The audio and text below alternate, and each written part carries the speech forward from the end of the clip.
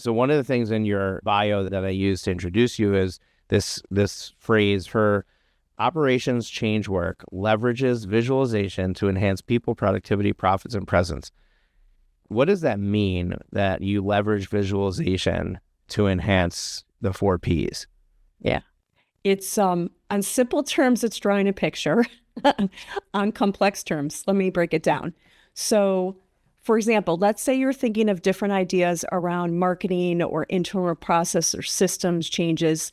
It's writing them down in an online or a whiteboard. I know this sounds simple, but I'll explain the 4 Ps.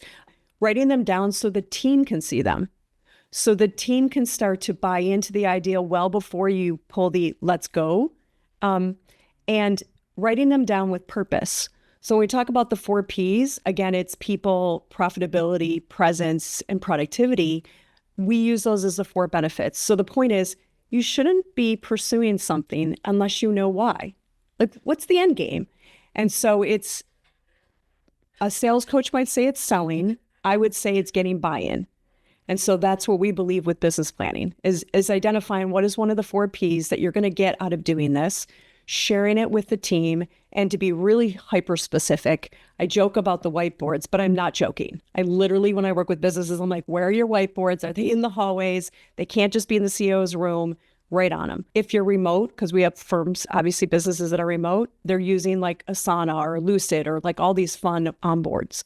So I'm sure that you know what I'm talking about. And I can even show some whiteboards, but pulling my whiteboard there, Right. See, yeah, exactly. See, I cut them up. I went to Home Depot and cut up the boards that you use behind your tile in your bathroom.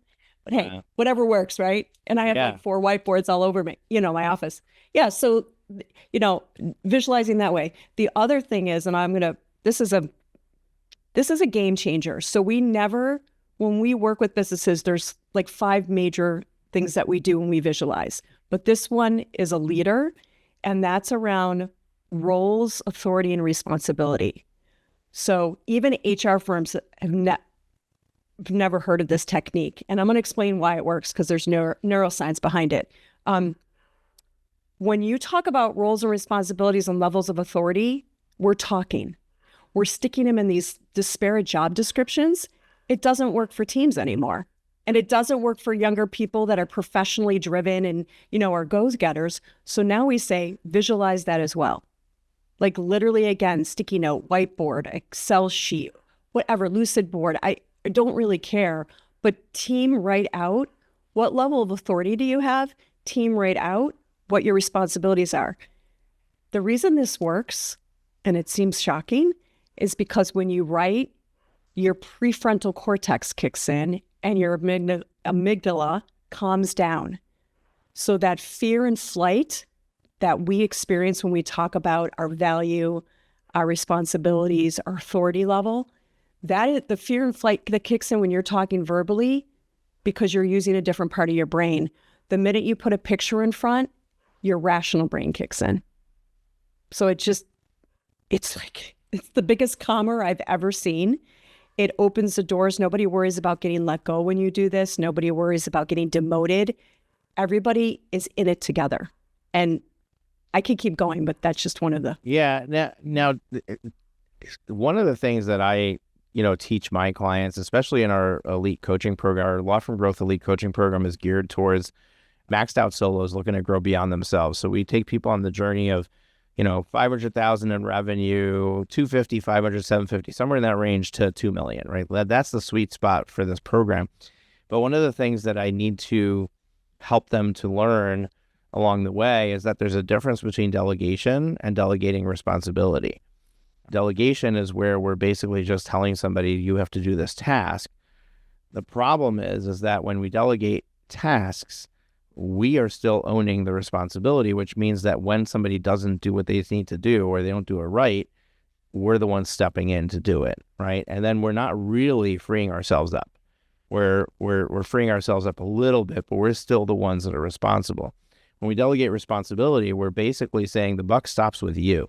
So if you're the lawyer I hire, for example, and you're doing the legal services and I am stepping into the owner role and I'm not going to be practicing law anymore, I don't want to be overseeing the files. I don't want to be making sure that the deadlines are being met, that court appearances are being met.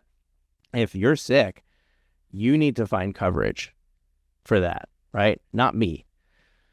So what I'm curious about is this concept that you just laid out. Does this kind of solve that on its own? Does it allow people to kind of self-select themselves into being the responsible person and really solve this whole issue of delegating responsibility? I don't know if it 100% solves, but it definitely leaps you forward, right? It's, to be frank, you and I both know when you write something, that's a form of accountability. So if you're writing it down, and by the way, for solos especially, because I've done this like with audiences too, right? And they're like, it's just me, me, me. I'm like, I get it. But I'm sure you might have a bookkeeper. I'm sure you might be using a significant other to do your marketing. Like, let's be real. It's not just you, right? The writing down lets certain people realize they own that portion. So let me try to verbally visualize this.